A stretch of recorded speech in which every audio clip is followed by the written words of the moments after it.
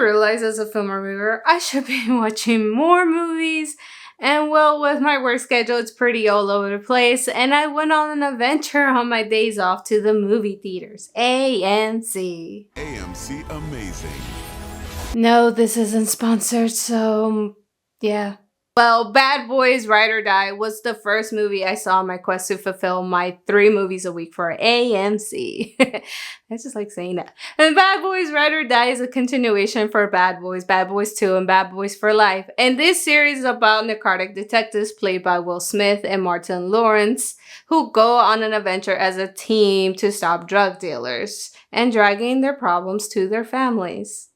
And quick plot summary of Ride or Die. Mark Lowry and Marcus Burnett embark on a mission to clear their late police captain's name that has been linked to the drug cartel. And this series is fun to watch even if you're not a fan of Will Smith. And I mean, I am a fan for his artistry.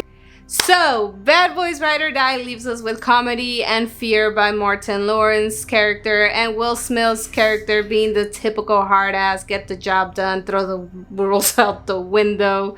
And that's it, straight to the point. And I would advise you watch all the movies to understand this one. You might be able to get by not watching them because it's not hard to grasp the idea of this series. And Bad Boys was not the best or worst, not good nor bad. Definitely could watch it again. The whole movie felt messy. It does follow the story from the 3rd movie, but it all felt like a stretch.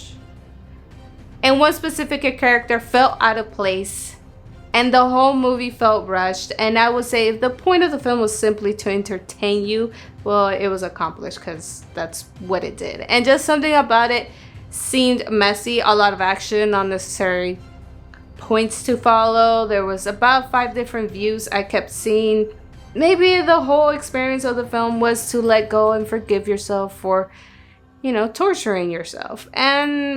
But no, fuck it. It was all about the action sequences, the badass ways Mike and Marcus get in and out of trouble, all the explosions, all the car wrecks, everything. That's why the audience rated this film 95% versus the critics 65%. And I'm in between.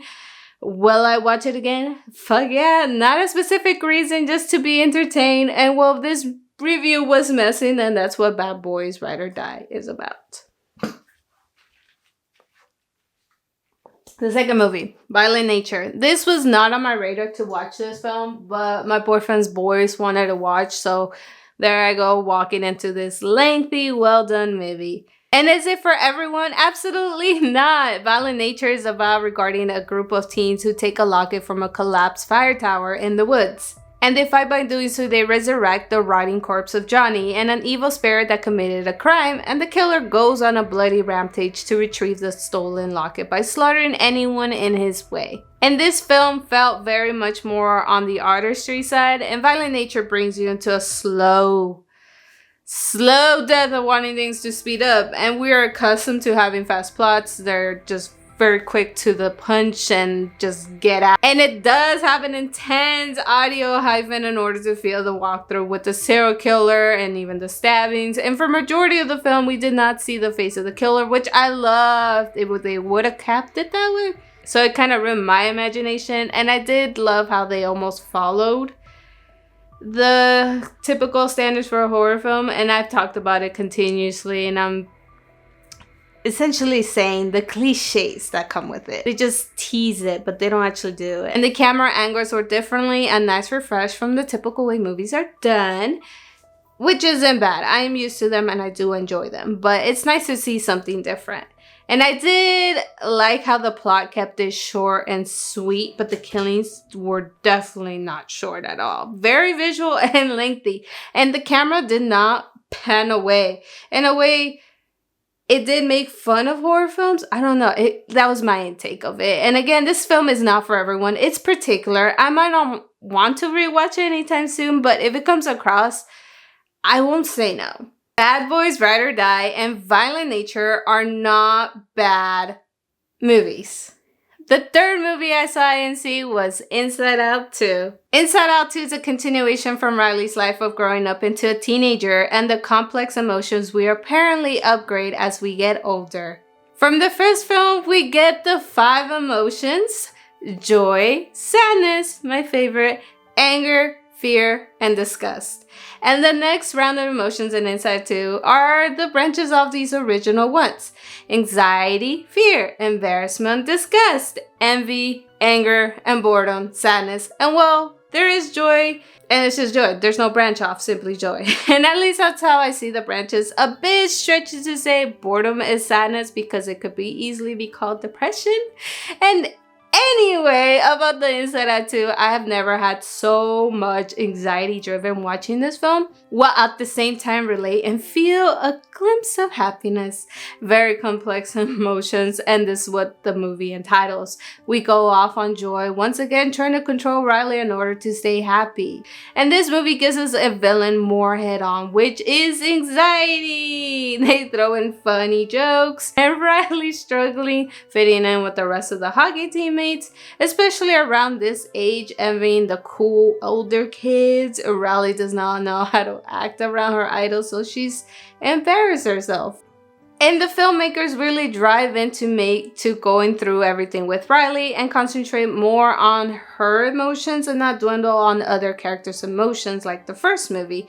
Even though I might have loved if they added a bit more, but I get it. Anxiety is really driven to a point that I started to have an anxiety attack. Well, she was having an anxiety attack in this one. So if you are triggered easily, well, just be careful. I'm fine, by the way. It's okay. And as well, we get weird characters here and there. One named Pouchy. A bit questionable on the writer's part, but I dig it. Mostly heard parents enjoy that part of the movie. And I don't want to spoil too much of the film. Inside Out 2 was such a great movie, and it filled my heart with sorrow and contentment.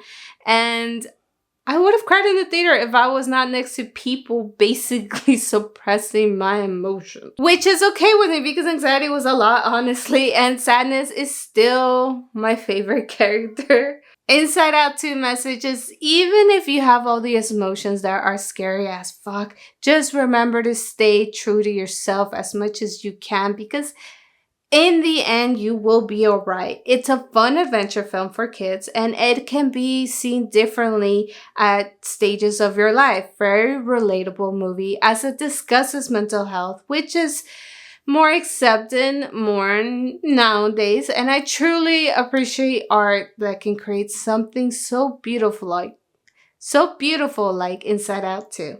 And I hope you enjoyed this film. If you decide to watch it, Inside 2 is a top tier on my list of films, so much will be buying it once it comes out for digital release.